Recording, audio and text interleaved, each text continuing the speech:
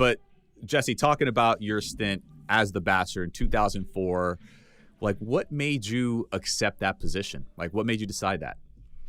I've always been the type of person that is willing to take chances. And I also don't take myself too seriously. I don't know if that's a Canadian thing or like you guys know, like if you do this show, you got to be able to laugh at yourself a little bit. And trust me, playing quarterback on the New York Giants, when I was on that plane ride coming home, I knew what kind of locker room I was getting ready to walk into. Michael Strahan and Tiki Barber, Jeremy Shockey, and oh my God. I mean, Amani Toomer.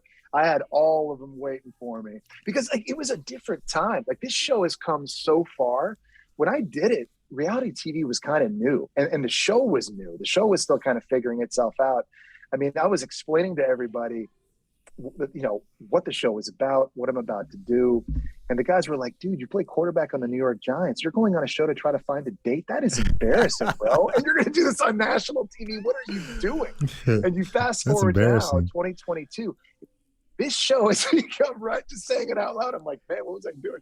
This show now, it's become such a big part of mainstream culture with such an incredible fan base. There's nothing else like it. And today, it's an awesome thing to go on this show. People get congratulated for getting the opportunity to go on. People are so happy for Clayton to get this chance. So it's really come full circle. It's amazing. It's amazing how it's changed. You just made me think of something. I mean, I can't even imagine the shenanigans in the locker room of them razzing you, you know, with what you were doing. Like, what was the funniest or craziest thing that one of your teammates got on you about being the Bachelor? Bro, so we had, I don't know if you remember Tom Coughlin. He was our head coach. Strict. Okay, so yes. Disciplinarian. Yes. Oh my gosh. Like militant. So if like, I mean, Tom Coughlin was never, ever in a million years going to watch the show. I remember calling him on the way to the airport to go film it and being like, hey coach, I'm doing this show, like expecting him to literally cut me on the spot. And all he cared about, he was like, are you going to be back in time for workouts to get ready for the season? Yeah. The show will finish. I'll be good. All right. Well, then why are we even talking about this? Hang up the phone. So I get back, right? And I'm getting razzed by all the guys in the locker room. We're having fun with it. And we're doing these watch parties and it's amazing. But the last guy in the world who's ever going to know anything about the show is Tom Coughlin. We're in the Meadowlands one day. We're practicing during the day. It's a beautiful sunny day and we're all stretching. And Coughlin's walking through the stretch line. And he walks by Tiki Barber and he's giving little coaching tidbits to every player. He looks at Tiki. He's like, Tiki, remember, 4 points of pressure on that ball now. We're not fumbling this year. We're going to keep it tight. All right. Fumbles lose us games. Ball security at an optimum.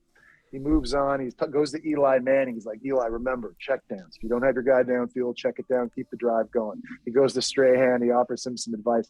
He finally gets to me and he's like, Jessica? You picked Jessica? I was like, what? And like everybody within like a 15-yard radius just started howling laughing because there was no way Tom Coughlin would ever watch the show or be up to date and know. And he totally did. He knew exactly what was happening on my season. And that's something I will never, ever forget. It just goes to show you there are so many people in Bachelor Nation that you would absolutely never anticipate being there. It was incredible. Wow. That is amazing.